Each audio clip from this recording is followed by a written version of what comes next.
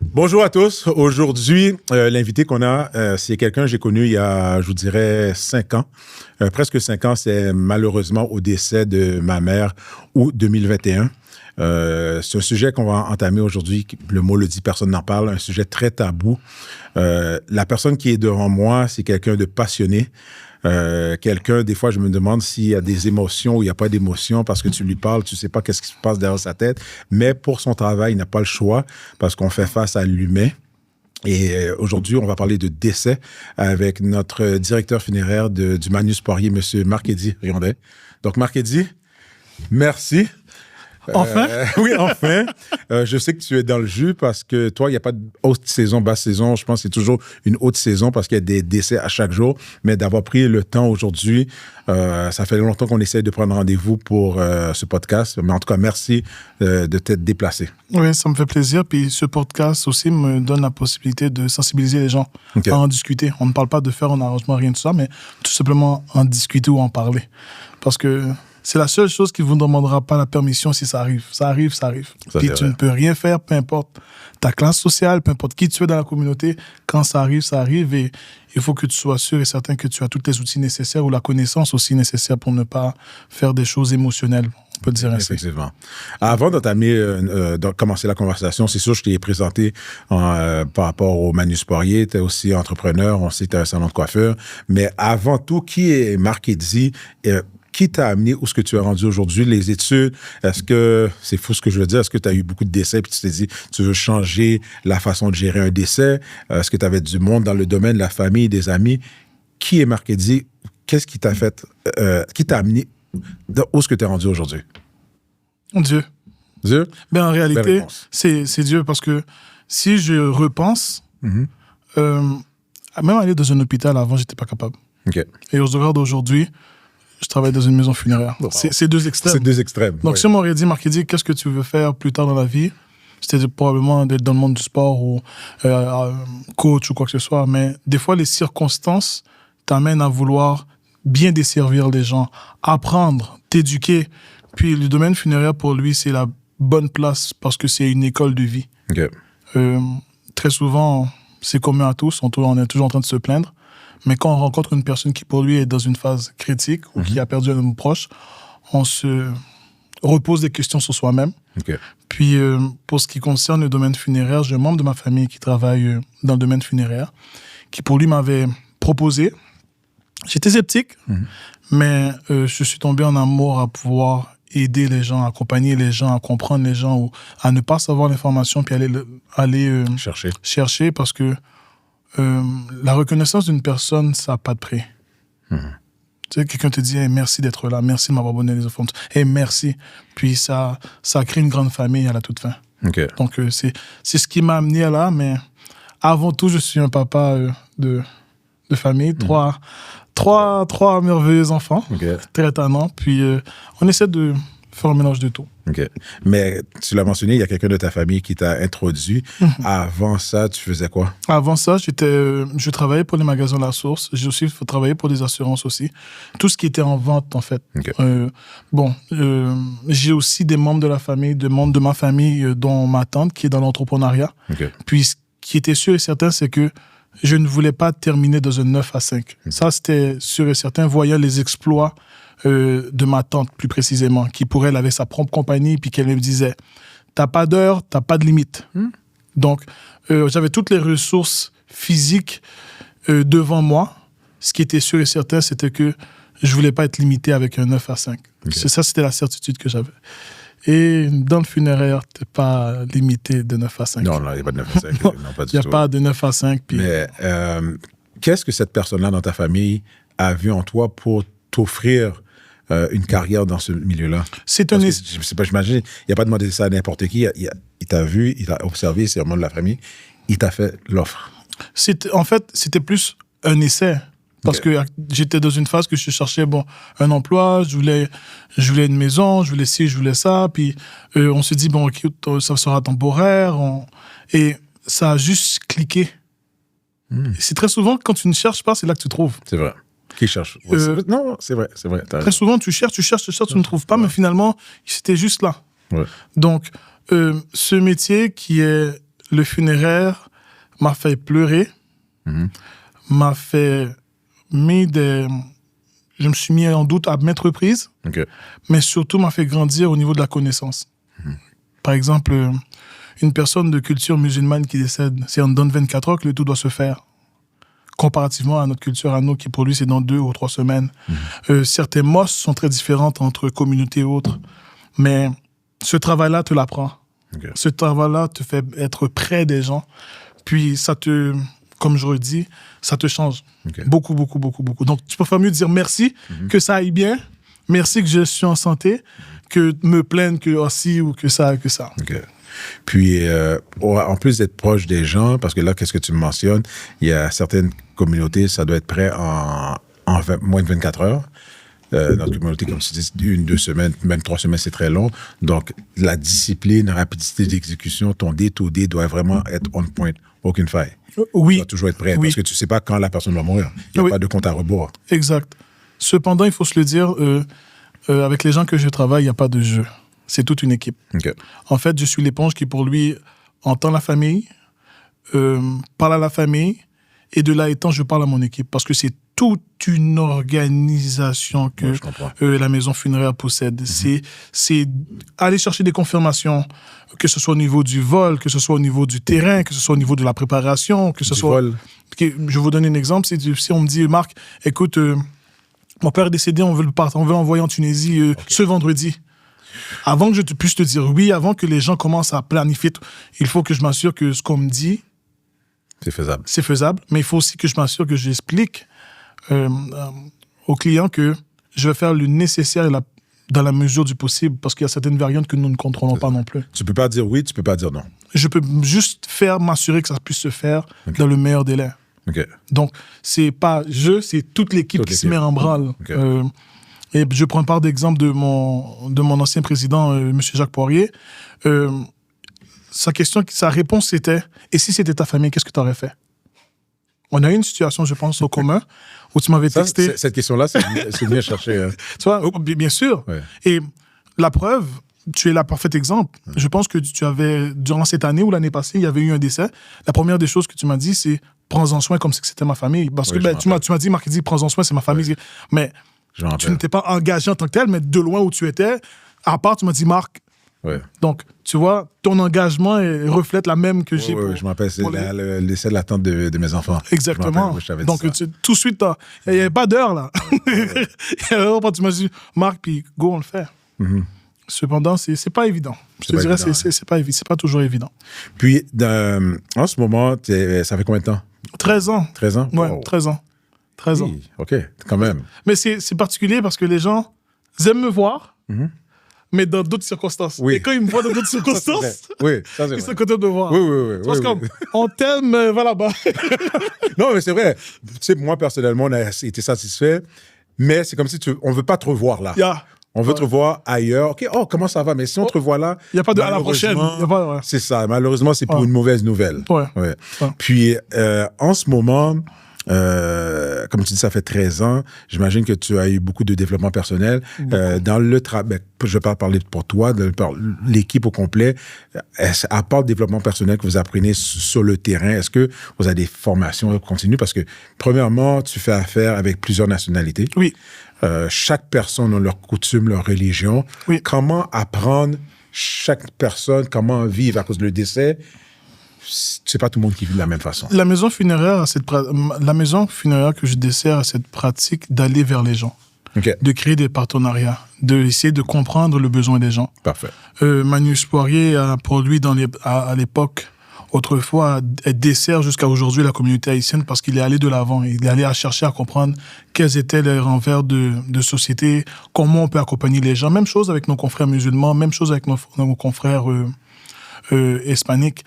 Et c'est parce que l'institution est sortie de son bureau pour aller rencontrer les gens, pour aller essayer de voir. Donc, des partenariats, on en a. Des formations tout le temps, parce qu'on n'a jamais, comment je peux te dire, les choses changent. Aujourd'hui, aujourd'hui, c'est comme ça. Demain, c'est pas comme ça. Mais si c'est pas comme ça demain, on doit être prêt. On doit être prêt au changement tout de suite. Le temps change, l'humain change. Exactement. Exactement. Puis même les tendances aussi changent. Autrefois, fut une époque, des funérailles, ça se faisait sur 3 jours. Aujourd'hui, on demande, est-ce que tu ferais 3 jours pour... 3 jours? Oui, autrefois, ça pouvait se faire sur 3 jours. Même dans notre culture, ça peut se faire sur 2 jours. Non, on voit, oui, dans la culture, on a vu, mais 3 jours, c'était avant 3 jours, on avait 2 jours de condoléances, où je pense que certaines communautés, il y avait 2 jours de condoléances, puis par la suite, la journée J allait directement à l'église, mais la société aujourd'hui a changé. C'est long. Exactement. C'est long. Aujourd'hui, on est à l'ère téléphone, tout, vite. Longtemps, mais la maison funéraire où n'importe quelle entreprise qui est dans ce domaine-là doit s'adapter aussi avec ce qui s'en vient et ce qui en est en ce moment aujourd'hui. Mm-hmm. Aujourd'hui, on a plus de AI, on a plus d'outils qui nous permettent d'aller plus vite, mais néanmoins, on doit quand même garder la chaleur humaine, l'écoute. C'est ce que j'allais te demander, parce que le AI, oui, ça change le monde. Par contre, arriver au décès, puis souvent, c'est un membre proche, quand le monde fait affaire avec vous, c'est un membre de la famille, comment introduire l'AI dans une situation aussi émotionnelle? Je pense que c'est un grand défi parce que serais-tu à l'aise de parler à un robot quand ta mère est décédée? Moi? Ouais. Tu as un décès et que tu parles à un robot, à quelqu'un qui s'est auto-programmé. Pas du tout. En date d'aujourd'hui, je suis même pas à l'aise pour le détourner. Imagine le décès d'une personne proche. Cependant, est-ce qu'on peut varier à trouver un système qui, pour lui, peut permettre de donner des rendez-vous ou calibrer l'écrit? C'est plus pour peaufiner ce qu'on fait déjà et non retirer les gens qui travaillent d'une façon d'arrache-pied dans ce métier. Le AI va plus permettre, dans le domaine funéraire, d'après moi, de mieux comprendre, d'avoir des mots-clés pour pouvoir statuer ou avoir la bonne personne pour répondre à la bonne question, mais pas se faire remplacer en tant que tel. OK. Mais c'est en processus ou c'est déjà établi? Dans certains d'entre eux, surtout au State, c'est déjà tranquillement, tu vois que ça s'établit. Nous, ici au Québec, je ne pense pas qu'on est déjà rendu là, bien franchement. Non, mais là, tu compares... Bon, je ne vais pas rentrer là-dedans. Tu compares avec nos voisins, c'est une autre mentalité. Mais on doit aussi regarder à gauche, à droite pour voir ce qu'il en fait. Non, c'est clair. Et regardez, je regardais dernièrement un documentaire qu'on était capable de refaire une oreille en 3D. Donc, imagine une personne qui a une malformation ou qui a eu un accident d'auto puis qu'on est déjà capable de remodeler avec... Non, ça, c'est autre chose. Mais là, on parle quand même du décès parce que c'est un moment émotif. Certes, mais la technologie, tout ça, il va falloir qu'on s'adapte à un moment donné avec ce qui en est d'aujourd'hui. Avant, on avait les journaux, les gens pouvaient regarder les décès dans les journaux et tout ça. Maintenant, là, tu regardes ça sur ton application. C'est écrit, boum, c'est... Alors, les journaux, tranquillement... disparaissent. OK. Puis, dans tout ça, j'imagine qu'il y a de gros défis. Oui. On parlait de la gestion, comprendre l'humain qui change. Oui. Mais j'imagine, si on va parler de la communauté, on fait partie de la même communauté, il y a plusieurs choses, malheureusement, qui ne changent pas. Oui. Il y a des sujets que je vais entamer avec toi. Bon, personne ne parle. Ça, c'est pas que j'ai été témoin, c'est juste que quand tu vas souvent à des funérailles, il y a des choses que tu vois dans les bureaux. Là, des fois, le monde dit, peut-être, il manque l'argent, ça n'a pas été payé. Est-ce que c'est quelque chose qui arrive souvent, des problèmes monétaires? Parce que, autour de moi, c'est sûr que j'essaye de promouvoir que le monde puisse avoir des assurances, parce que même si, bon, t'as pas obligé d'avoir 1 500 000 d'assurance, mais au moins un minimum pour ton décès, pour épargner ta famille, le monde autour de toi. Je suis d'accord avec toi. Et ce que j'ai à répondre là-dessus, c'est... C'est drôle, là, ton non-verbal, quand tu parles. OK, oui, vas-y. Tu peux être prêt monétairement à payer les arrangements funéraires, mais tu peux jamais être prêt psychologiquement à absorber et à te mettre à l'idée que la personne est partie. C'est et c'est là que j'y arrive. Okay. C'est aujourd'hui, on vient à côté de moi, on me dit que c'est terminé. Mon premier réflexe, c'est pas de savoir si j'ai l'argent ou pas, c'est qu'est-ce que je vais faire. Clair, oui. Et culturellement parlant, on va se le dire tel qu'il y en est, nos parents ne parlent pas nécessairement beaucoup d'argent avec nous. Certains d'entre eux, regarde, je prends l'exemple de ma mère, que je lui demande son numéro de guichet, c'est... mais la journée qu'elle nous quitte, ce que je ne souhaite pas, mais il va falloir avoir ces informations-là. Il va savoir est-ce qu'il y a un testament, est-ce qu'il y avait une assurance, qu'est-ce qu'on a eu le temps de discuter, qu'est-ce qu'elle voulait. Il n'y a rien de tout ça qui est fait. Parce que c'est tabou. Pourquoi on parle de ça? Je vais te dire, à un moment donné, inquiète-toi. Donc, il y a une préparation psychologique, il y a une préparation physique qui n'est pas faite initialement dans la base issus des gens de notre communauté. Ouais. Certains d'entre eux, oui. Comme je vois de plus en plus de certaines personnes qui prennent ça à cœur parce qu'ils se disent, cette expérience-là, je ne veux pas la revivre une deuxième fois comme ça, mais ils ont dû la vivre une première fois pour comprendre que il faut que je sois préparé. Ouais. Donc, Si la base n'est pas faite, c'est sûr tout ce que tu n'as pas été préparé te coûte toujours cher parce que tu n'étais pas préparé. Je viens te voir, je te dis comme ça, hey, je vais fixer, je fais une inspection. Bam! Oh, OK. Je vais me préparer pour ça. Maintenant, on me donne 24 heures pour réparer ou pour faire une inspection qui va me coûter temps. C'est plus la même circonstance. C'est plus la même chose. Et je vais trouver ça cher parce que la situation m'était posée. Quand un décès arrive, c'est là que pour certains d'entre nous, c'est là qu'on sait les frais. C'est là qu'on écoute les gens qui disent « Ah, mais va là, ou va ci, ou va ça ». Puis, en plus de ça, on doit manœuvrer une émotion de panique, de tristesse. Et c'est pas évident. C'est pas évident, oui, je comprends. C'est l'une des seules fois dans ta vie que tu dois faire confiance ou essayer de faire confiance avec quelqu'un qui va t'accompagner à l'aspect monétaire d'une personne que tu aimes. Ouais. Donc, et même encore, la personne peut être sincère avec toi. On va faire un comparable, on va essayer d'entendre, mais c'est pas tant le prix, c'est qu'est-ce que tu veux faire. Et de qu'est-ce que tu veux faire, on va essayer de voir où on peut se rendre. Et des fois, ça arrive qu'on est contradictoire. Okay. Comme, écoute, je n'ai pas beaucoup, mais on va faire un buffet, 250 personnes. OK, je n'ai pas beaucoup, mais on veut donner 4 000, 5 000 $ en nourriture. Oui, mais on n'a pas le choix. On a toujours le choix. On a toujours le choix. C'est juste les priorités, c'est quoi? Ouais. Tu vois, mais c'est dur d'avoir cette discussion-là quand on a les émotions, on a la pression sociale, on a les frères et sœurs qui regardent ce qu'on fait, puis on veut bien faire paraître la personne qu'on aime. Mais de ton côté, comment tu gères ça? Parce que tu le sais, tu viens de le mentionner, la personne qui est devant toi, il y a de l'émotion. Okay?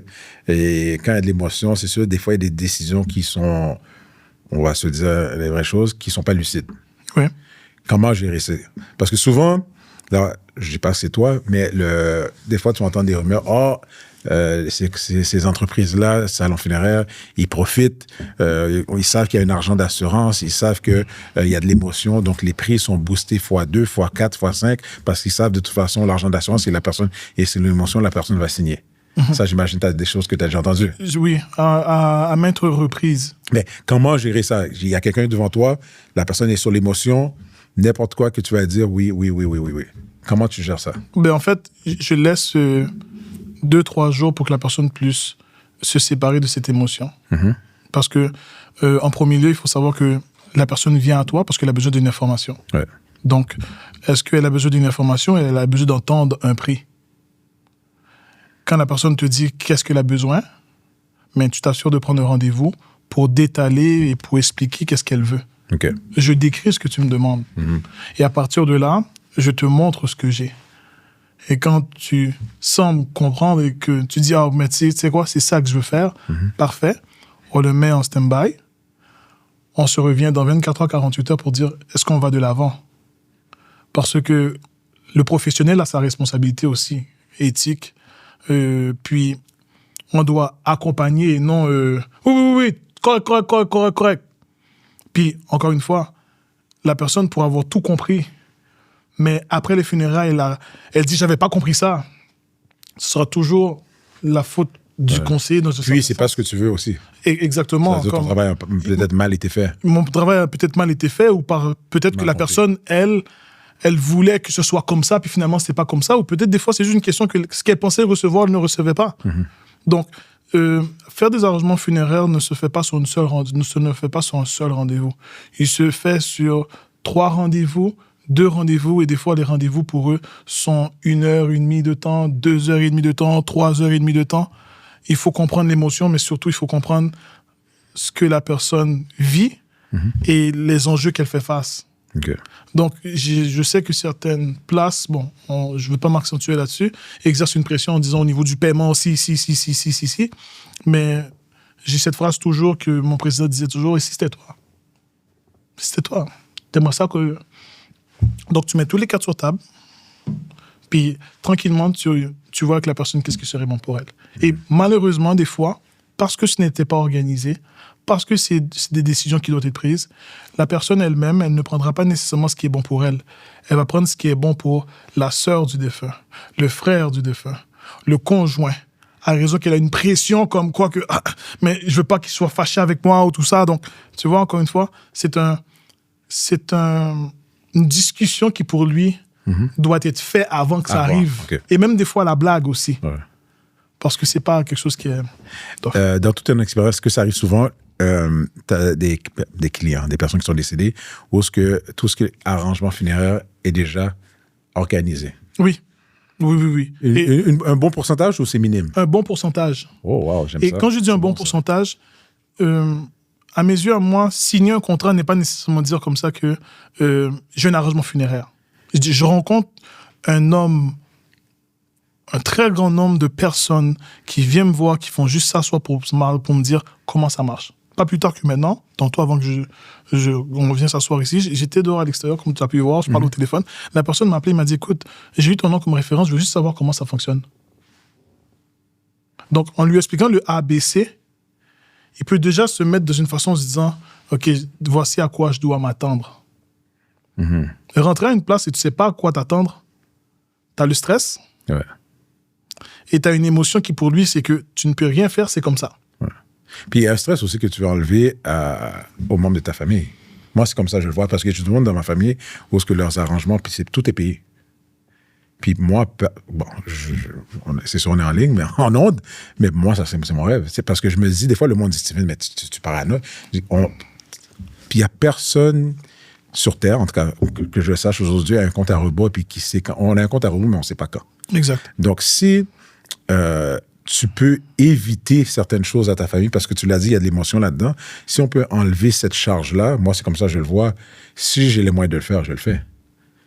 Chaque personne, c'est pour ça que j'ai 4 enfants, t'en as 3. Notre devoir, oui, c'est éduquer nos enfants, mais en même temps, personnellement, je veux pas mes enfants partent avant moi, je veux partir avant, mais laisser un testament en bonne et due forme, et en même temps que tout ça soit fait, comme ça, la seule chose qu'ils auraient à gérer, c'est l'émotion. C'est vrai, peut-être mon contrôle, mon côté... C'est soucieux. Oui, soucieux, control freak, mais moi, je me dis, vaut mieux... J'aime mieux contrôler ce que je suis capable de contrôler. Si ça, je peux contrôler dans mon vivant, je vais le faire.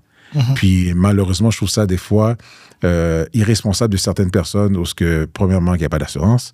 Tu peux me dire, tu n'as pas d'argent. Il y a un minimum que tu peux prendre de la même façon que tu vas chez McDo et tu commandes Uber Eats. Il y a un minimum au Québec que tu peux t'assurer qui peut couvrir le minimum, qui est pas cher. Je suis d'accord avec toi. C'est vrai? Cependant, il y a des fois, il y a des enjeux qui sont très importants. C'est l'aspect monétaire, l'aspect de responsabilité, on paye plein de choses. Je pense que, où je rejoins ton point, c'est tu sais que tu as des dettes. Tu sais que s'il y a quelque chose qui arrive, il faut que tu mets des gens en charge de ça. Exact. Donc, rencontrer un notaire, ça coûte de l'argent. Rencontrer un conseiller funéraire, ça coûte de l'argent. Tout, en réalité, coûte de l'argent. Et des fois, l'argent n'y est pas. Mais prendre une information, elle est gratuite. Combien de fois que j'ai été appelé pour dire hey, je pense que j'ai de l'eau qui coule. Tu peux faire ça. Ça ne m'a rien coûté, mais ça a apaisé mon stress. Exact. Ça a su que, et chez nous, on en parle. Très souvent, ils n'aiment pas ça, là, mais s'il y a ça qui arrive, moi, je m'en vais là. Ben oui. Mais ça m'a coûté 0 de le partager. Puis il faut le partager. Et il faut le partager.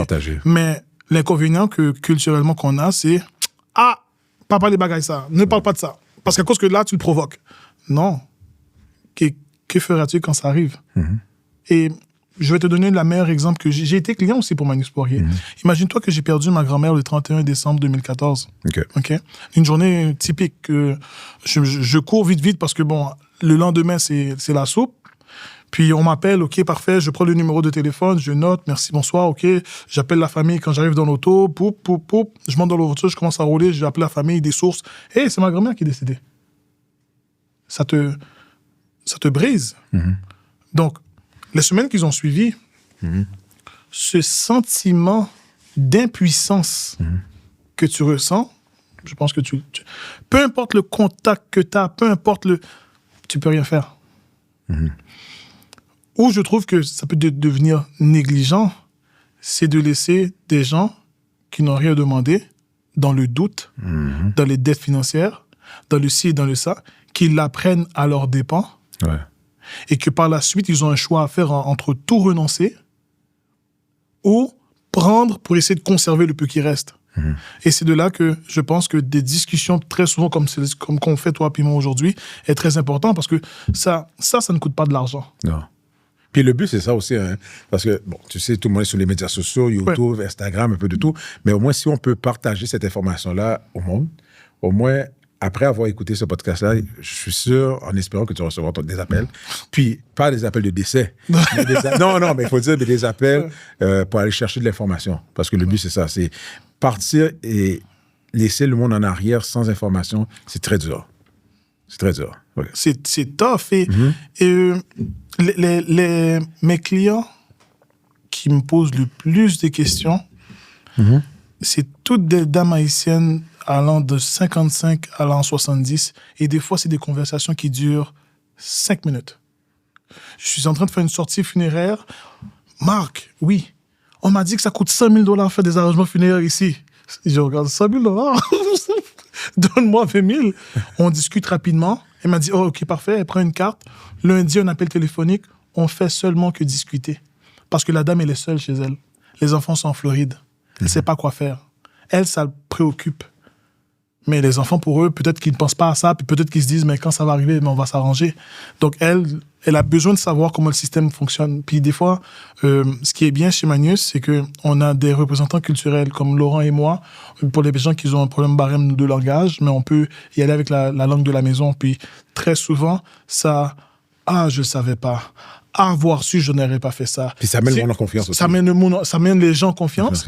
Puis ça les permet aussi de voir qu'ils ont un multitude de choix au niveau funéraire aussi. Comme on fait ce qui est bon au niveau de la localisation. Je ne dirais pas à quelqu'un qui reste à Verdun, viens sur le de mon... Non, on s'informe, on cherche à savoir comment ça fonctionne, on cherche à savoir oui, non, mais surtout, on cherche à avoir des formations qui sont gratuites. Ouais. Parce que quand ça arrive, et je vous le dis, je suis arrivé à une étape que je pleurais dans la limousine, journée des funérailles. Okay. Puis ma mère s'est retournée psychologiquement, puis elle m'a dit, pourquoi tu pleures?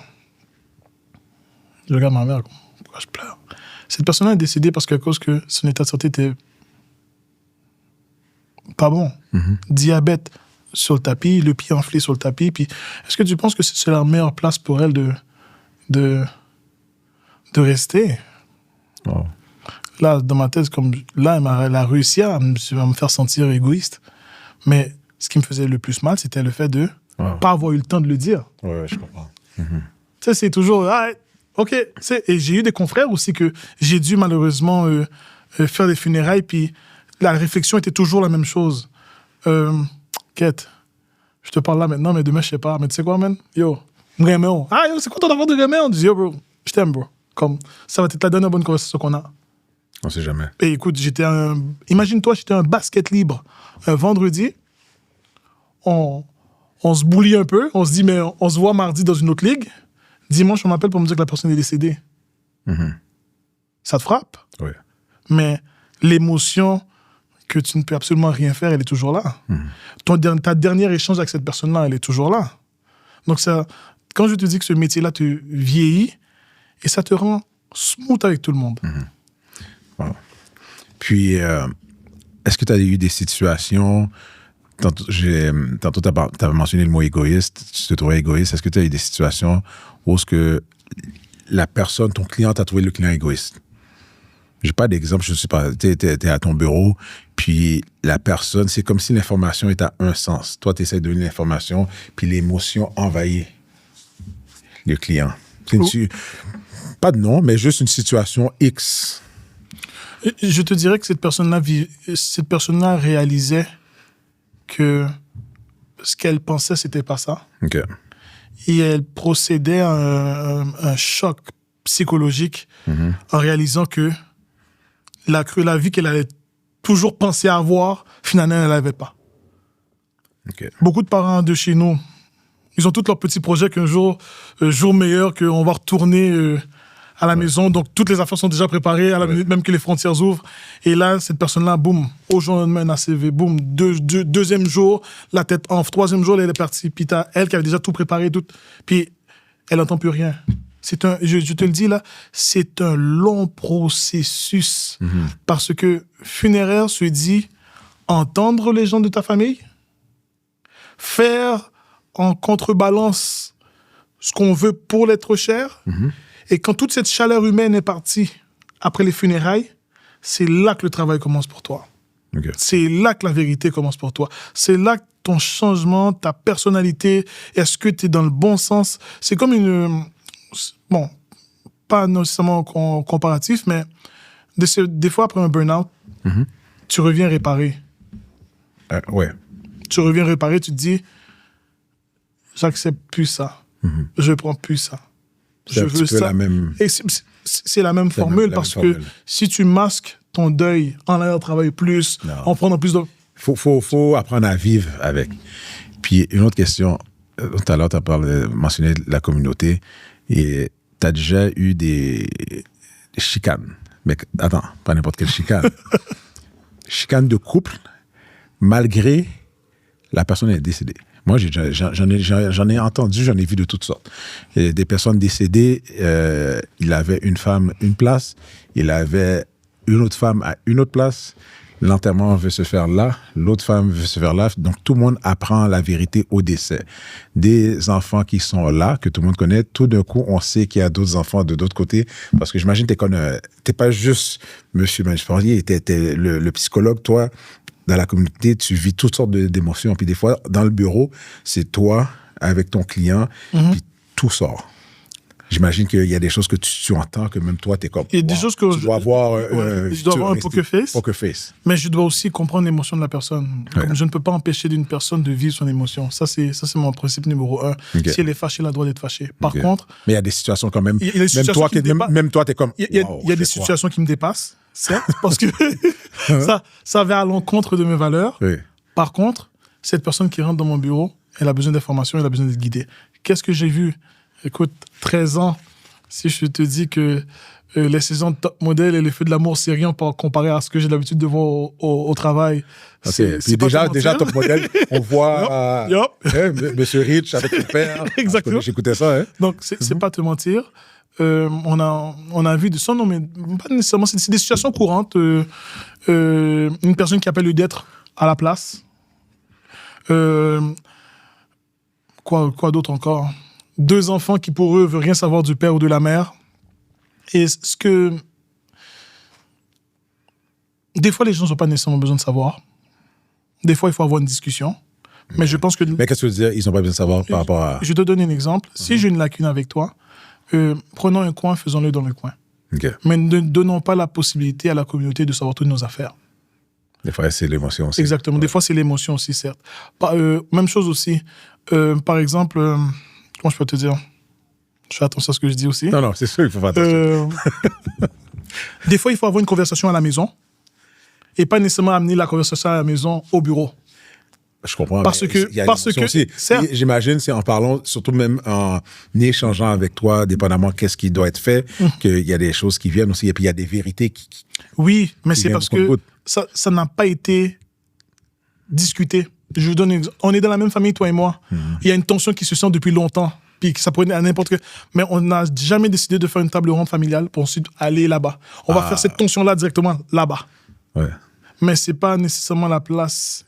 Ben ça dépend de l'éducation, la maturité, l'ouverture d'esprit, l'acceptation par rapport au décès qu'il y a eu. Donc, il y a plusieurs facteurs. En ligne de compte. Mais la principale, qui est toujours, d'après moi, la numéro 1, c'est l'aspect monétaire. Est-ce que les gens auraient les mêmes réactions si tout le monde avait $1 million lors du décès? Je ne pense pas. Certaines personnes seront plus tempérées. Est-ce que des fois, c'est une question d'argent? Est-ce que des fois, c'est une question de religion aussi? Parce que nous avons eu des couples mixtes. On va dire que le confrère était pour lui haïtien, mais ils sont convertis à l'islam, par exemple. Mais là, on a des confrères de l'islam qui veulent absolument que ce soit la mosquée, mais on a des confrères de notre communauté qui veulent absolument... Donc, il y a toute cette... Qu'est-ce qui arrive dans un cas comme ça? Dans un cas comme ça, on écoute les personnes qui, pour eux, font l'arrangement avec nous. OK. En réalité, c'est ça. Je suis donc, tenu... Le pouvoir, c'est l'argent. Ben, le pouvoir est la personne qui prend la responsabilité de payer. Mon ami, le pouvoir est l'argent. Tu peux le dire comme ça. C'est comme ça. Mais pas nécessairement parce que s'il y a un testament qui est écrit, c'est pas l'argent, là. Il faut écouter le testament. Parce que légalement, c'est dit comme ça que c'est ça. Pour moi, la personne qui a écrit le testament avait l'argent aussi. Entre autres. Mais la personne qui a... mon ami, arrête. La personne qui a l'argent est responsable. La personne qui a fait le testament, il est responsable. Donc, tout a été planifié. Donc, Marc-Eddy, tu n'aimes pas dire ça, mais regarde, toi, tu ne le dis pas, mais moi, je le dis. OK, toi, tu ne peux pas le dire peut-être à cause de ton travail, mais moi, je te le dis, le pouvoir, même à ton décès, le pouvoir, c'est l'argent. C'est pour ça que je mentionne, c'est irresponsable de ne pas organiser parce qu'à un moment donné, qu'est-ce que tu veux faire? Tu veux une tranquillité, une partie de tranquillité d'esprit pour tes proches autour de toi. Tu veux que ce soit clair aussi. Que ce soit clair, oui. Exactement. Ils sont déjà dans un deuil suite à ton décès. Puis je te le dis, tu peux... Regarde, je ne suis pas courtier en assurance, mais vous pouvais appeler des courtiers en assurance. Puis je vais en laisser des références au bas. Tu peux avoir, selon moi, une prime d'assurance à 30-40 $ par mois, mais c'est minime. C'est sûr, il ne faut pas commencer à faire ça à 40-50 ans, puis là, tu as de la diabète, tout ça. Tu es en santé. Surtout les jeunes qui nous écoutent, à 25 ans, tu peux commencer à payer une assurance à 30 $ par mois. Sur 30 $ par mois, c'est un McDo, Uber Eats, ça. Je suis d'accord avec toi. Tu comprends?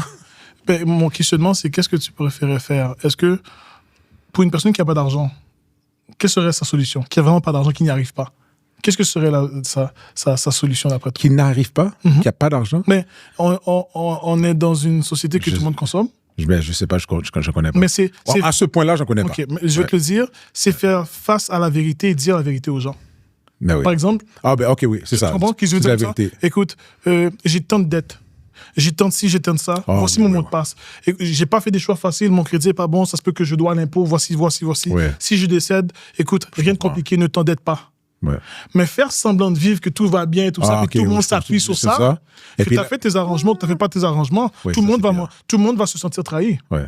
Donc, dans certains cas, dans cette situation, c'est au-delà de l'argent. OK, ça, c'est au-delà de l'argent. Parce que je te mets sur le piédestal. Big Steve. Ça, c'est irresponsable. Tout le monde a dit comme ça, Steve. Puis finalement... Je te dis, je suis paranoïaque, moi. Mais finalement, les choses arrivent. Je comprends. Là, tu décèdes. Mais je pensais que... Non.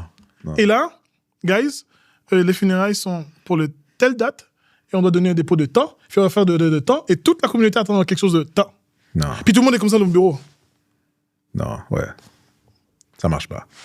Ouais, je comprends. Non, je comprends ce que tu veux dire. Ça aurait coûté peut-être 1 heure de conversation en disant il faut qu'on s'assoie en famille. Voici la situation actuelle. Si un jour il arrive quelque chose, voici mes mots de passe. Pour mes logins Internet, Facebook et tout ça, voici mes mots de passe. Voici où vous pouvez. Et mon compte de banque, si vous êtes derrière. En fait, pourquoi je parle comme ça, c'est que c'est en 2020, j'ai rencontré une dame à Rivière-des-Prairies. La dame a laissé toutes les indications spick and span à son fils avec ses derniers relevés, ses paiements, qu'est-ce qu'elle a, qu'est-ce qu'elle n'a pas. Le fils avait tout dans un petit carnet et savait faire, il savait quoi faire. Oh. La dame n'avait pas pris d'assurance.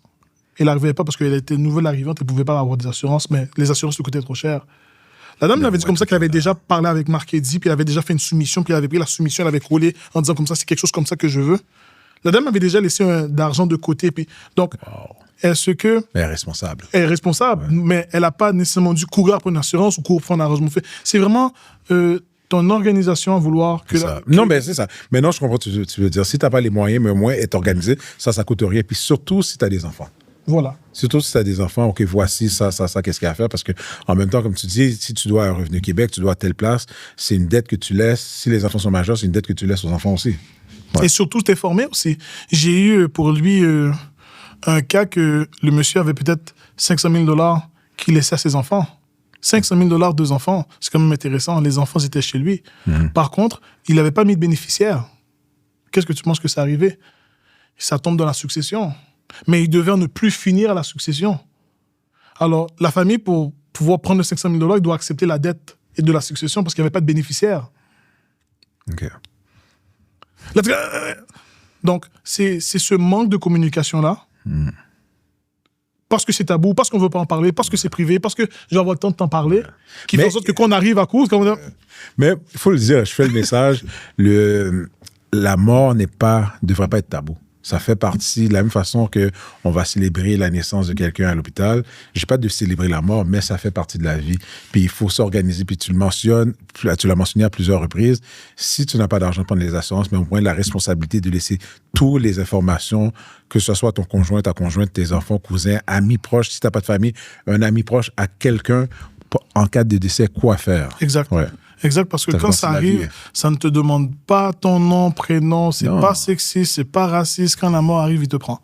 Et le plus gros regret, là, je te le dis, là, c'est le fait de... Je pouvais juste faire ça comme ça, mais je me suis dit, je vais avoir le temps. Puis finalement, c'est toujours à la même place, de la même façon, du même moment. OK. Et c'est dans n'importe quelle situation concrète. J'ai eu à faire face à des décès d'enfants. Arrivé à la maison, je regarde mes enfants, que des fois, j'ai goût de lancer dans le mur. Je le prends, je donne un bec. Mais c'est quelque chose que, quand j'étais plus petit, il n'y avait pas. Ouais. Parce que je me disais, waouh, imagine, on a retrouvé l'enfant derrière dans le bois. Et tu rentres à la maison, tu te mets dans un coin, tu fais la lumière, tu pleures. Ouais. Parce que si tu aimes ce que tu fais, ou que tu es moindrement sensible, ça te touche. Maintenant, absorbe une situation qui arrivait à un proche, absorbe une situation qui arrivait à un confrère. Toutes ces situations-là t'interpellent. Ouais. Mais moi, où ça peut être dangereux pour moi, c'est à un moment donné, je dois mettre une barrière.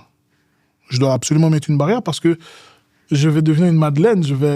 Et à un tel point que j'étais parti en vacances. Je te raconte ça. Ma conjointe me dit, pas de téléphone, là. Comme, tu vois ces fameuses menaces en disant, on est en vacances, tu touches pas. Parfait. Mon téléphone est là-bas, il est en train de sonner. So, je regarde, elle me regarde. Je regarde, elle regarde. So, je réponds pas. Mon téléphone ressonne encore, mais c'est ma mère qui m'appelle. Okay. Je dis, je prends ma mère. Allô, mamie? Oui, un tel était mort dans l'église. Puis je me mets un petit peu après.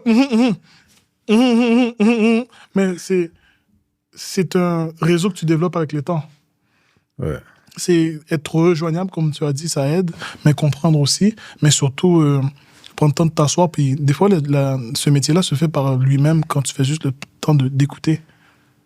Et M. Poirier te l'a toujours dit. Pourquoi tu veux faire compliqué? Un tel est décédé, telle place, et j'aimerais peut-être faire cette journée-là. Parfait. Il pense avoir de ça à ça. Assis-toi, offre tes condoléances, vois ce que tu peux faire, fais de ton mieux. Ça marche pas. On ne peut pas cliquer avec tout le monde. Et quand tu rentres dans l'entrepreneuriat, tu veux que tout soit parfait, mais en réalité, tu travailles avec ce que tu as et ce que tu peux faire. Donc, c'est pas mal ça que je retiens beaucoup. Tu sais, tantôt, tu as parlé d'enfants, puis c'est une question qui s'en venait. C'est sûr, la mortalité, c'est la mortalité, mais il y a des mortalités qui sont plus dures que d'autres. Tu sais, que ce soit des enfants, des suicides. De tes 13 ans d'expérience, qu'est-ce qui t'a marqué le plus? Quel genre de mortalité? J'avais une famille que j'avais rencontrée dans le secteur de Laval. Okay. Ils avaient une jeune fille qui avait le même nom que ma fille et le même âge que ma fille et qui s'est retrouvée décédée malheureusement dans la piscine. Okay. Quand je suis arrivé à la maison, je suis devenu Je vais pas laisser cette situation-là se produire. Tu vas près de la piscine, avant même que tu sortes de la maison, tu mets tes trucs. Et tu deviens parano à un moment donné. Il faut que tu saches, mais je veux pas. Ouais, Et je me suis dit, OK, regarde, ça devait arriver, ça arrivait. Je tourne ma tête, j'ouvre les nouvelles. Puis, je pense que tu avais entendu cette nouvelle-là, une jeune petite fille, malheureusement, qui s'avait fait percuter par un autobus de la STM dans le secteur Honoré-Beaugrand. L'autobus tournait, puis ça avait percuté un jeune enfant, un bambin de 5 ans. Okay. Puis, cette journée-là, je me suis dit, j'écoute plus les nouvelles. J'écoute plus les nouvelles. Tout ce qui est négativité, parce que le travail m'amène à... Exactement. Donc, j'ai juste dit, j'écoute plus les nouvelles. J'écoute plus les nouvelles. Des fois, il y a des choses qui se passent à la télévision, c'est mes amis qui me disent, yo, il y a ça. OK. Parce que déjà, ton travail, c'est ça. Yep. Là, si arrivé à la maison, tu regardes ça, tu as enfermé tout le monde. Bougez pas, respirez pas. Exact. Okay. Et c'est dur de laisser les gens faire par eux-mêmes quand tu sais qu'il y a des choses qui peuvent arriver. Ouais. Donc, première journée d'école de ma fille, elle part. Imagine qu'il arrive ça, c'est ça. On met un tag. Juste en haut, tout ça. Mais je ne l'ai pas dit à ma conjointe. C'est juste... C'est ça que tu deviens, comment tu dis, control freak. Control freak, ouais. Parce que tu as entendu dire, il s'est passé ça, tu as rencontré une famille que c'était comme ça, tu dis, est-ce que c'est une accumulation de négligence? Non, pas nécessairement. Des fois, des situations font en sorte que A frappe B, B frappe C, puis finalement, c'est D qui est en cop. Donc, qu'est-ce que tu peux faire? C'est très simple. Je m'excuse, j'ai mal compris. On aurait dû le voir d'une autre façon. Passons à d'autres choses. Et ne garder aucune rancœur. Et c'est dur. Il y a des choses qui est plus dur. Oui, non, clair. Qui est se dire. Mais quand je dis c'est dur, c'est un apprentissage et puis c'est avoir une sagesse aussi. Oui, mais je préfère mieux passer par ce chemin-là que me dire avoir su, j'aurais dû. Ouais. Puis il faut comprendre que certaines choses ne t'appartiennent pas. C'est ce qui a été la phrase la plus dure. Marc dit oui, c'est vrai, oui, c'est si. Parce que des fois, tu veux tellement aider la personne. Tu veux tellement que la famille pour lui, mais il ne faut pas que ce soit injuste pour les autres non plus. Tu vois? Il faut que tu te dises, écoute, on va aller protocolaire. Qu'est-ce qui se passe? Qu'est-ce que je peux faire? Voici où je peux aller avec ces conditions-ci. Okay. Oh oui, mais il va voir... Voici où je peux aller avec ces conditions-ci. Et à partir de là, on va essayer l'institution et moi, on va essayer de faire le nécessaire pour qu'on puisse arriver à bout. Okay. Mais il y a des situations qui sont pour eux plus tough que d'autres. Mais le parcours au niveau du professionnalisme doit être pareil du début jusqu'à la fin. Peu importe la conversation que tu as, peu importe le lien de parenté que tu as, ça doit être du début jusqu'à la fin parce que ça peut être un revers aussi. La personne pensait que, ou la façon que tu l'as rassuré, il s'attendait que, ou il pense. Donc, on tombe dans une gentillesse qui, pour lui, te fait tort. Donc, c'est pour ça que parler d'argent, quand il y a un décès, c'est tabou. Mais pourquoi? Je pense qu'il y a un aspect religion aussi. Il y a un aspect religion. Religion culturelle, mais en date d'aujourd'hui, tu sais, on est quand même une autre génération comparativement à nos parents, même nos grands-parents. Mais pourquoi c'est aussi tabou? OK. Est-ce que, Steve, s'il arrive quelque chose là, en ce moment, live, on se parle là, on glisse, on tombe à terre, là, qu'est-ce qui se passe? Bon, je peux mourir, je peux... Non, qu'est-ce qui se passe pour tout le monde? Qui fait quoi, qui fait où? Comment on s'arrange? Qu'est-ce que tu as le temps de dire aux enfants? OK. Ouais. Avant de partir, à tantôt. Je vous aime. Oui. Mais qu'est-ce que tu n'as pas eu le temps de dire? Qu'est-ce que tu n'as pas eu le temps de faire ce matin? Ou même des fois que les gens vont te dire, yo, frappe du bois. Parce qu'on est suspicieux, on a peur. C'est la seule chose qui, pour lui, on ne contrôle pas. Je comprends, mais en même temps, c'est... Ça fait partie de la vie, certes. Partie de la vie. Mais c'est cette question que je dis, t'as tout fait? T'as eu le temps de tout montrer à tes enfants? T'as eu le temps de tout partager avec tes enfants? T'as eu le temps d'aller partout où tu veux avec tes enfants? Parce que c'est demain que tu pars. Non, je te dis quelque chose. Puis le monde qui sont autour de moi advenant, c'est sûr que mes 2 derniers, je vais les voir grandir.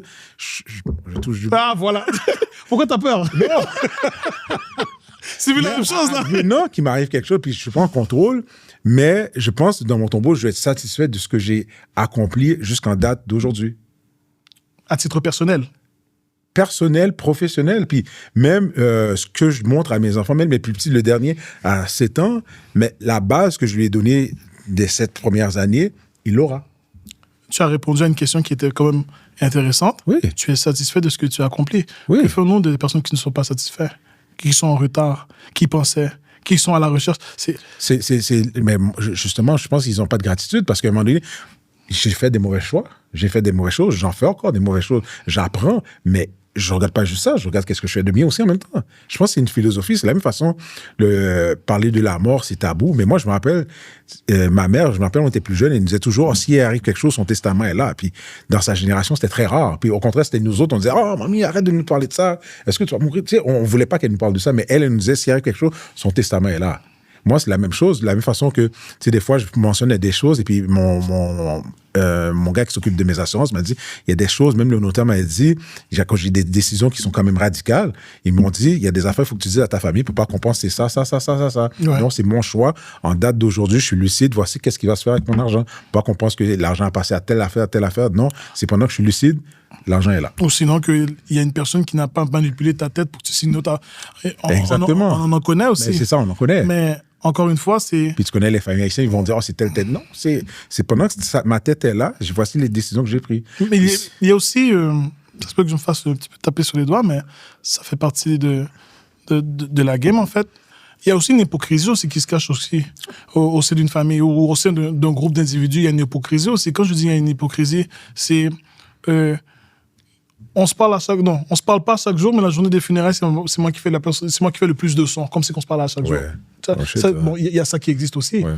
Donc, il y a des attentes des gens aussi avant même que des funérailles puissent arriver. Ouais. Donc, ta famille veut pas, à sa porte, aura pour lui un standard que la population, pour eux, veulent. Mais eux, de la discussion que tu as eue avec eux, c'est tu fais ça comme ça. J'ai un groupe de jeunes qui font les funérailles de leur mère, voilà pas longtemps. Ils m'ont dit, les gens qui aimaient ma mère, ils ont eu le temps de la parler. Les funérailles vont être telle date. Non, on ne veut pas la fin de semaine parce que cause qu'on ne veut pas renouveler tout le... Si tu aimes, tu viens. Mais encore une fois, c'est une éducation, discipline, spirituellement parlant, ils sont bien dans leur peau. Et il y a plusieurs facteurs aussi. Puis je respecte, c'est juste que tu vois, qu'est-ce que tu viens de dire de ces clients-là, je me vois là-dedans. Parce qu'à un moment donné... Il n'y a personne dans ce bas monde qui va payer des conséquences parce qu'il était en avance sur ses affaires. Mais non. Je connais personne qui s'est dit « Waouh, je me suis pris en avance, puis c'est pas mon avantage. » Non, ce que tu es en contrôle, il faut être capable de le contrôler. Puis, le message qu'on envoie, c'est vraiment d'être responsable. Puis d'en discuter. D'en discuter. Ça, c'est la priorité numéro 1 parce que tu laisses du monde dans le deuil. Puis déjà là, tu peux pas leur donner d'autres problèmes aussi. Tu es déjà passé chez un notaire ou chez la banque, puis la banque te dit de ce qu'on regarde, non. Puis tu te sens humilié, tu te sens pas à la hauteur. On va dire comme ça, t'as travaillé fort, mais ça ne reflète pas ce que tu veux et ce que tu n'auras pas. C'est toujours un premier choc. C'est un premier choc. OK. Là, c'est ce même choc. Garde ce même choc-là pour te dire, waouh, je suis couché dans un cercueil, tout ce que je pensais que j'allais faire. OK, c'était mort. Oh, excuse-moi, dis-moi le mot. T'es mort.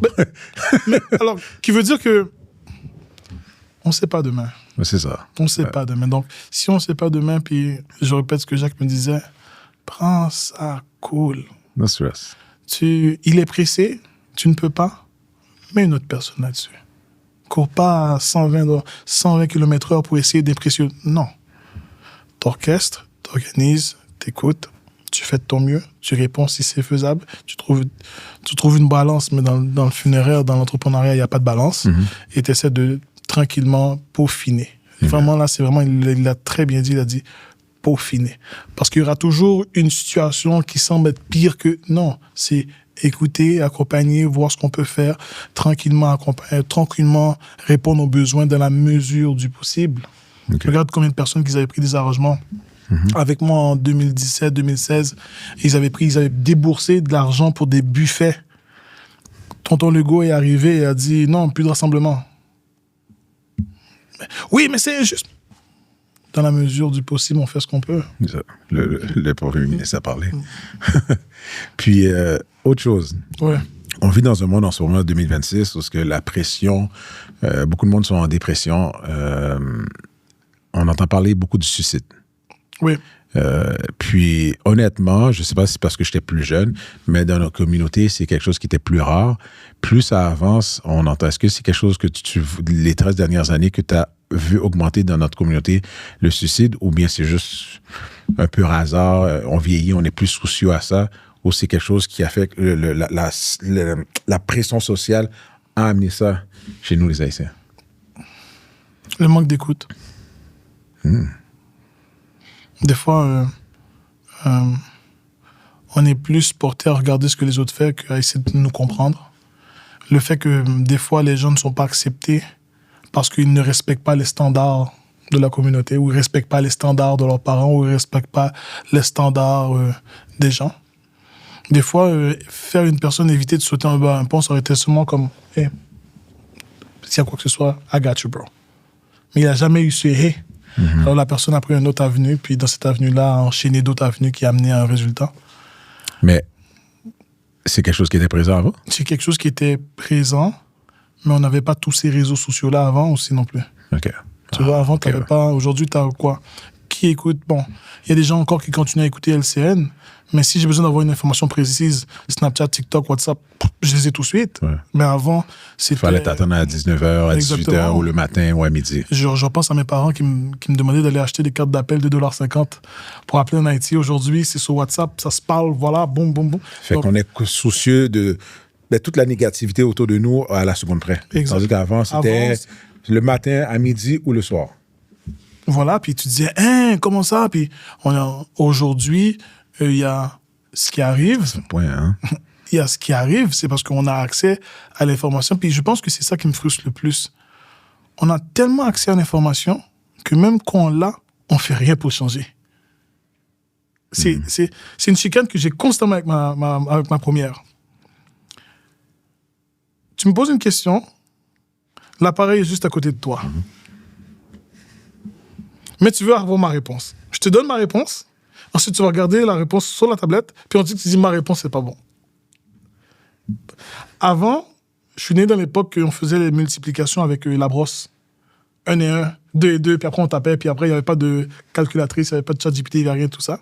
Puis aujourd'hui, quand je regarde ce qui en découle en bas, il y a tellement d'outils que la société met en place pour attraper les gens qui tombent qui tombent dans notre société, que même malgré ça, ils ne prennent pas en considération parce que le monde s'en fout.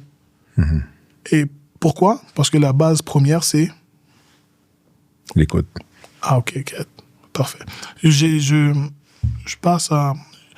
Avec des gars qui sont pères comme moi, qui sont dans l'entrepreneuriat, on avait parlé de ça, puis on s'est dit, beaucoup de personnes de notre type d'âge, ou parents ou pères, la passent dure parce que le standard de l'homme fort, qui n'a jamais de problème, compte sur moi.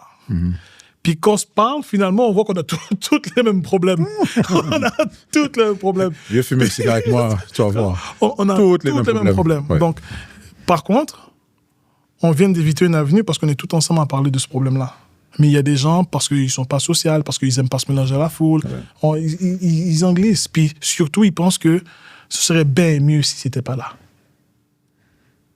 Okay. Donc, qu'est-ce qu'on souhaite ou qu'est-ce qu'on regarde, ou surtout les gens, par exemple, je prends les nouveaux arrivants aujourd'hui, on a des demandeurs d'asile qui ont eu le courage de faire tout ce qui était nécessaire pour venir sur une terre d'accueil, pour essayer de survivre. Ils arrivent, ils doivent tout recommencer à zéro, ils ne connaissent pas comment le système fonctionne. Hey, c'est tough, là! Puis là, finalement, tu es dans un HLM ou tu es dans une place, dans une itinérance, tu te dis, qu'est-ce qui peut avoir pire que ça? Et tu sais, en affaires, tout comme en entrepreneuriat, c'est une question juste d'avoir salué une personne, d'avoir rentré dans une salle, puis que la chance te sourit, comme je t'avais dit au début d'entrevue. Je me suis pas réveillé un matin, je me suis dit, yes, domaine funéraire, let's go. Non, j'étais comme, hein, pardon, la mort, qui ça, moi? T'es fou. Ouais. Mais quand j'ai commencé à aider, à dire, madame, c'est ici, c'est comme ça que ça fonctionne, c'est comme ça que ça fonctionne, j'ai vu en premier lieu que mon éducation, ça va jamais plafonner. Elle va jamais plafonner parce qu'il y a des choses qui se développent, il y a des choses ailleurs. Il y a gérer un rapatriement dans un autre pays, c'est quelque chose. Accompagner une famille qu'il y a 15 enfants, donc tu as les 15 enfants qui rentrent ici, c'est quelque chose. Mais l'impact que ça a, dans les tout débuts, c'est tough. C'est tough, ouais. Mais après, tu es capable de... OK. Donc, au niveau du suicide, je te dirais plus d'écoute. Plus d'écoute, OK. Il y a un point qu'on va faire un survol rapide parce que on parlait d'entrepreneuriat. Tu as aussi un salon de coiffure. Yeah. De la mortalité à salon de coiffure. D'où est venue l'idée? Est-ce que ça fait combien de temps? Mais tu ne veux pas... et ça, c'est toi et certaines personnes. Les gens, quand ils me voient, c'est la mort. Non, mais... Non, mais... Si tu m'aurais dit, OK, une entreprise de limousine, j'aurais dit, OK, peut-être pour le fleuriste, OK, c'est en lien, mais... Salon de coiffure. Salon de coiffure, bien franchement, j'avais un confrère à moi qui c'était Wenli, qui coiffait mes cheveux. Puis un jour, il changeait de salon, il m'a dit comme ça, écoute, si t'es down de partir en affaires, ce serait bien qu'on s'associe pour lui faire un salon de coiffure. Moi, je me suis dit, tu sais quoi, j'aime Manu Poirier, mais néanmoins, je me trouverais égoïste de faire une seule chose. Ou de me dire, je veux essayer, je veux voir d'autres choses. Il n'y a rien de mieux d'être fier d'avoir réalisé quelque chose que tu laisses à une communauté ou aux gens de savoir. Donc, je pensais dans mes plus jeunes, quand j'étais à Montréal-Nord, il y avait ce salon de coiffure qui s'appelait Tam Tam, je pense, sur Pascal, ou parlons de marché unique. Puis c'était vraiment un Friday. Genre, puis je me suis dit, tu sais quoi, les gens se rassemblent là pour le soccer, les gens se rassemblent là pour parler, les gens se rassemblent là pour les anecdotes. Puis c'est une place, justement, encore une fois, tu t'assois, tu parles, tu discutes. Donc c'est ça qui est cool. Puis... Et tu écoutes. Voilà. Mais ça a été tough parce que c'est un jeu que tu apprends au fur et à mesure quand tu te laisses dans le temps. Jusqu'à ce jour, c'est toujours tough, mais sur d'autres facettes. La personnalité des gens, le caractère des gens, ce que les personnes s'attendent. Mais ce que ça m'a permis de savoir, c'est que même dans le salon, ce que je fais, c'est que très souvent, je mets un hoodie, je mets un webcam, je mets des boucles d'oreilles, je dois comme ça, puis je pose pas de questions, puis très souvent, les gens m'associent pas. Ils se disent pas, ah non, comme, je suis vraiment comme. Puis j'entends ce qu'ils se disent de ce qui s'est passé d'un décès, puis je suis comme, quête. Puis quand j'arrive au boulot, mais il semble que ce qui s'est dit, c'est ce qui est devant moi en ce moment. Puis tu vois comment c'est contradictoire, c'est ci, c'est ça, c'est ci, c'est ci. Comme on dit, pas le téléphone arabe, mais une version est là. Bouche à oreille, là, c'est amplifié x10. Et ne voulons pas... et il faut qu'on se le dise, et je veux le souligner, on a l'une des plus belles communautés quand il s'agit d'avoir un décès. Quand il s'agit d'avoir un décès, on pouvait avoir un bif pendant 30 ans, toi et moi, mais par respect pour tes parents, on va être là. Par respect pour... Et on a une communauté évangélique, on a une communauté adventiste, on a tellement une belle communauté que... oui, on ne parle pas d'amener de l'argent. Non, on parle de se soutenir. J'ai vu des gens qui, pour eux, étaient seuls, et c'est toute l'Église qui se sont mobilisés. Mon seul chagrin, c'est que cette mobilisation-là ne devrait pas se faire seulement quand c'est des funérailles. Parce que le plus gros, c'est après. Ouais, j'ai passé par là, le plus gros, c'est vivre après. Le moment présent, bon, comme tu dis, le support est là. Ça, on va pas se mentir, mais c'est après. Et je fais allusion à ta situation que tu avais eue. Mon salon funéraire était trop petit. Tu avais tellement de monde qu'on ne savait plus. Mais cette dame-là, cette famille-là a assumé quelque chose. On vient pas juste comme ça par hasard. Cette personne-là a semé, a donné, a été présent. Puis on parle pas, encore une fois, je reviens à ce qu'on disait tantôt, c'est pas une question monétaire, c'est qu'elle a donné ce qu'elle pouvait donner avec ce qu'elle avait. Avec ce qu'elle avait. Puis toutes les gens du quartier se rappellent d'elle. Ouais. Donc aujourd'hui, lui dire merci, ça coûte. Exact. Mais certaines personnes pensent que j'ai acheté une couronne, je suis correct. Non. Mais c'est au-delà de l'argent, c'est juste prêter respect, puis très souvent on confond celui-ci avec l'aspect monétaire. Tu n'es pas supposé dire, et des fois, bon, je peux me faire taper sur les doigts, mais j'ai tendance à dire des fois à des gens, tu veux mettre 15 000, 30 000, 10 000 $ dans un cercueil pour dire je t'aime à une personne. Si, en créole, si grand monde mental là, c'est ça d'adio. Mais tu vois que l'émotion que la personne ressent dans l'or, c'est qu'il veut démontrer que cette personne était formidable. Donc on veut le meilleur pour la personne qui était formidable. Le meilleur, c'était juste de dire je t'aime maman le matin. Ou de dire ouais maman comment ça va le matin. Ou toi. Et c'est là que très souvent on se trompe dans la perception de c'est quoi donner à une personne qui n'est pas basée sur un matériel, parce que vanité, à un moment donné, ça va en terre ou ça se met à une place, puis c'est fini là. Comme Belle, Vidéotron, on continue à t'écrire. Non, continue. Tu vois? En tout cas, on pourra en parler pendant longtemps. Avant d'aller à la fin, habituellement, je demande toujours à mes invités où ce qui se voit dans 5 ans, dans 10 ans. Toi, ça va être différent. Non, mais le sujet est quand même différent. On parle de mentalité. Quel message que tu donnerais, je ne vais pas dire aux morts, ils sont morts, mais le monde dans leur vivant, le monde qui nous écoute, si ce sont les parents, si ce sont les enfants, quel message que tu donnes en date d'aujourd'hui au monde qui nous écoute? J'en aurais 2. Assurez-vous d'être bien dans votre peau. Wow. Parce que quand c'est fini, c'est fini. Mais si on a toujours fait pour les autres, c'est pas bien finir. Tu vois, des fois, on veut tellement faire plaisir. Ok, parfait, c'est correct, mais soyez bien dans votre peau. C'est puissant, ça. Mais il faut. Wow. Il faut. Et le deuxième, toujours être à l'écoute. Si on n'est pas... Je regarde l'époque d'avant, on a ce clash de toujours comparer avant et après. Mais nos parents, dans l'époque, ils avaient bien des défauts, mais quand ils nous écoutaient pour de vrai. Aujourd'hui, on écoute tout à la moitié d'une oreille. Parce qu'on règle plein de trucs en même temps. Le plus important, il est là, puis il y a besoin que tu l'écoutes. Il y a besoin que ton temps, puis tu sais pas quand est-ce que tu... Écoute. Puis en écoutant, je dis pas que tu vas devenir riche, mais tu vas peut-être sauver certaines idées ou sauver certaines situations qui pourraient peut-être t'échapper. OK. Puis tout ça, ça coûte rien. Tu sais, on n'a même pas parlé de prix. Ouais. C'est des choses simples. Et aujourd'hui, toi et moi, on discute, puis je lui dis, hey, t'imagines, demain, tu meurs, bam. Là, il y avait ça à payer, là, t'avais le projet là, il y avait Barbie à payer, là, ici. Mais moi, c'est réglé. Moi, chez moi, j'ai déjà le temps de dire, ça va, ça va être tel, ça va être tel, ça va être tel, ça, bon, vous arrangez avec, mais au moins, c'est écrit là. Mais d'autres personnes, non, je vais pas parler de ça, c'est pas de leurs affaires, patati. Puis quand ça arrive, on fait quoi avec ça? Ouais. Wow. En tout cas, Marc, merci. Plaisir. Comme vous l'avez bien entendu, on a eu, je dirais, peut-être 65 minutes de conversation de sujets très tabous. Puis le message que je vous lance à tous, c'est vraiment, prenez vos responsabilités.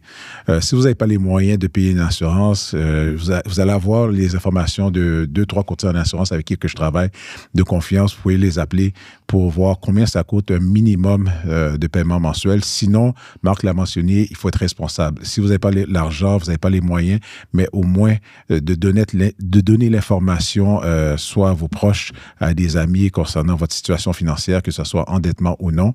Et deuxième chose, être à l'écoute. Vous avez un ami, la famille qui vivent des problèmes, toujours être à l'écoute pour éviter des suicides. Donc, sur ce, dernière chose aussi, c'est si on a parlé de mortalité, je profite aussi pour... j'ai une de mes cousines qui est partie d'une nouvelle entreprise, tout ce qui est wrapping de cercueil. Vous allez avoir toutes les informations au bas. Donc, sur ce, merci de votre écoute. N'oubliez pas de partager, commenter, passer une excellente journée ou soirée, dépendamment à l'heure que vous écoutez notre podcast. Personne n'en parle.